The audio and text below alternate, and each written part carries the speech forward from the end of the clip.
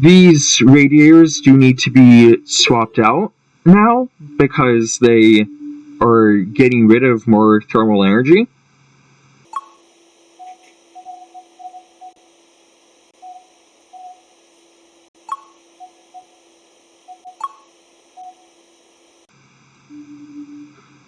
To decide really what radiators, well, luckily we have available these 641 kilowatt silicon carbide radiators, which are not only significantly lighter, also can get rid of more heat because they have a larger area.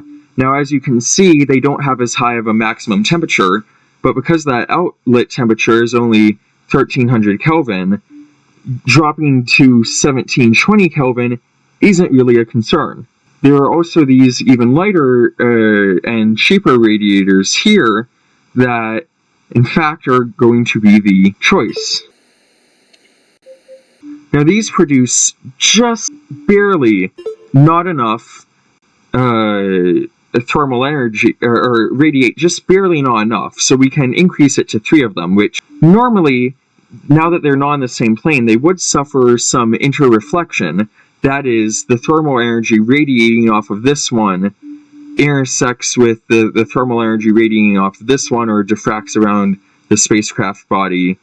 But because they are so short in comparison to the diameter of the spacecraft here, that really doesn't happen.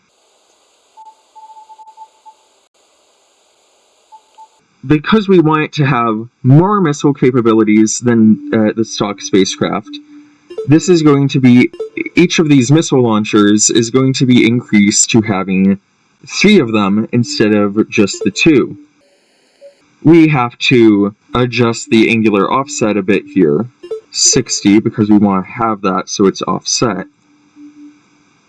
And here we have the results. We really need to finalize these this launcher and all the other critical components. Add a radiator to the missile launchers, and 13.9 kilowatts of excess heat needs to be radiated away. All of these radiators are at a temperature that could work except for these 2. So really just the lightest, smallest ones can be used, and at radiating 514 kilowatts, really only need 1, but for the sake of symmetry and not messing up any sort of maneuvering capabilities or potentially harming or setting or offsetting a center of mass prematurely, just going to go ahead and have the 2 radiators, as well as a little bit of redundancy. The final thing is that these 2 crew modules of 20 members together can't serve the now expanded crew requirements of 47. Now, if I had module design unlocked, I would just use a 47-member crew module, but instead, a stock crew module has to be used. Now, there is no 50 crew module, and the 81 is, of course, way overkill, so let's instead try to get that crew requirement back down to 45. Now, these, the first way this is going to be done is, well, reducing the point defense guns. Instead, just having 2 or sets of 2 instead of 2 sets of 3 should reduce the crew requirements a bit.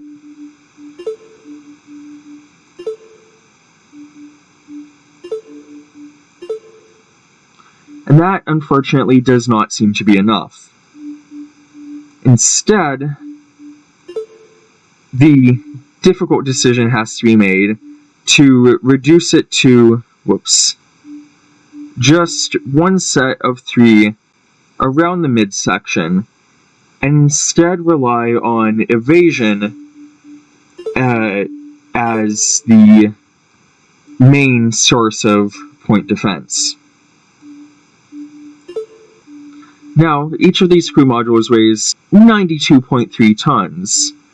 However, replacing it with a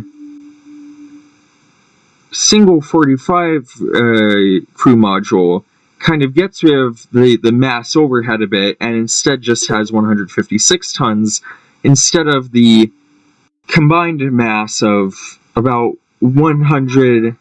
Instead, it has a lower mass because of a smaller mass overhead than the 2 combined 20 crew 2 20-person crew modules.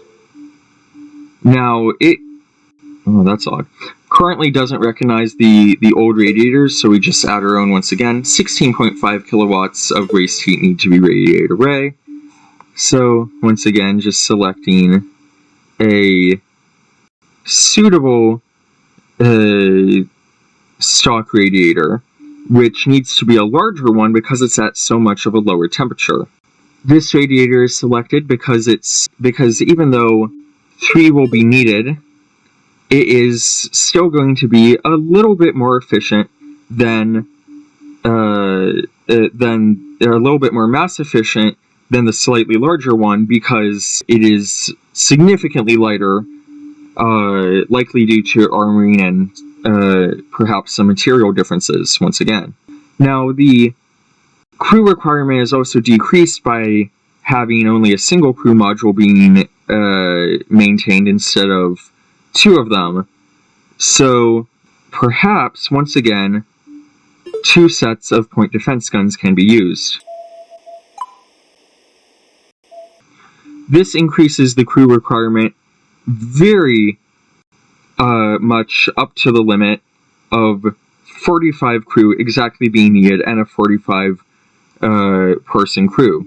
This is very much pushing it to its limits, and this skeleton crew is okay because, well, it is simply very unlikely that all of this crew will really have to be active at all one time, and besides that, they're astronauts, they're trained to do a whole lot of stuff at once and have very tight, skeletonized crews. Now we're also going to offset set things by 120 degrees, just so that way we can have a more, or rather 60 degrees, so we can have a more opposing coverage with those point defense weapons.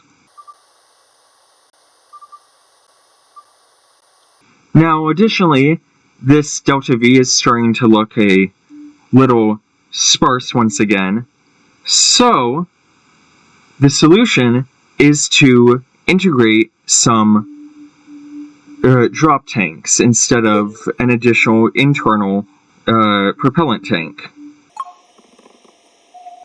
These can have a much smaller mass because we're only trying to boost it a little bit, and because they're being jettisoned, the mass of the propellant tanks isn't contributing too much to that tyranny of the rocket equation.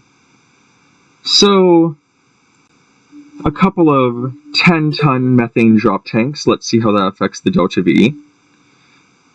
Increases it by about 100 meters a second, having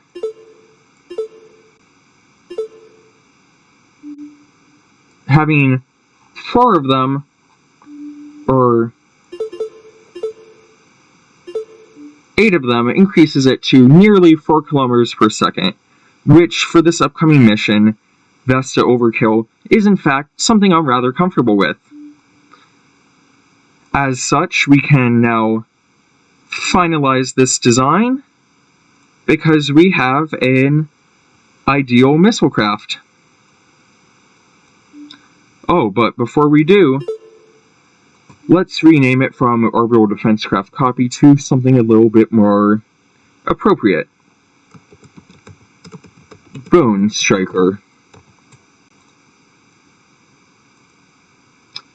that concludes today's design episode. Have a great day, and see you next time.